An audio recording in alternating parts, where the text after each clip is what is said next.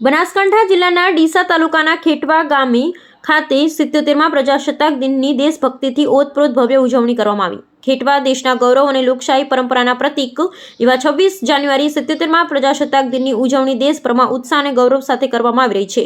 આ અનોખા અવસરે ભીલડી વિસ્તારની શાળાઓમાં પણ દેશપ્રેમની અનોખી ઝલક જોવા મળી, જેમાં ખેટવા ખાતે પ્રજાસત્તાક દિનની ભવ્ય અને સંવેદનશીલ ઉજવણી યોજાઈ હતી।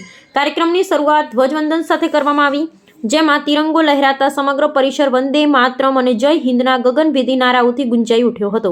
આ અવસરે શાળાના આચાર્ય મહેશભાઈ નાઈ અને ગામના આગેવાનો, વાલીઓ, શિક્ષકો તેમજ વિદ્યાર્થીઓ મોટી સંખ્યામાં ઉપસ્થિત રહ્યા હતા। કાર્યક્રમ દરમિયાન શાળાના નાનકડા ભૂલકાઓએ દેશભક્તિથી ભરપૂર સ્વાગત ગીતો, મનોહર સાંસ્કૃતિક નૃત્યો અને હૃદયસ્પર્શી પ્રવચનો દ્વારા સૌને ભાવ વિભોર કરી દીધા હતા। બાળકોની રજૂઆતમાં દેશ પ્રેમ, બલિદાન અને સંવિધાનના મૂલ્યોની સુંદર ઝાંખી જોવા મળી હતી।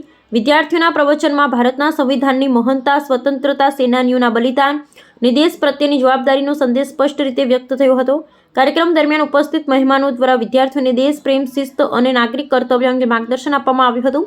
આ સમગ્ર કાર્યક્રમ દ્વારા શાળાએ સાબિત કર્યું કે આજે નાનકડા વિદ્યાર્થીઓ જે આવતીકાલના જવાબદાર નાગરિક છે। ખેટવા દ્વારા આયોજિત આ ઉજવણી માત્ર કાર્યક્રમ ન રહી, કાર્યક્રમ સુકીશાબેન પટેલે સંભાળ્યો હતો અને દેશપ્રેમની જીવંત પાઠશાળા બની રહી હતી। અહેવાલ રમેશભાઈ ચાવડા, ડીસા, ભીલડી।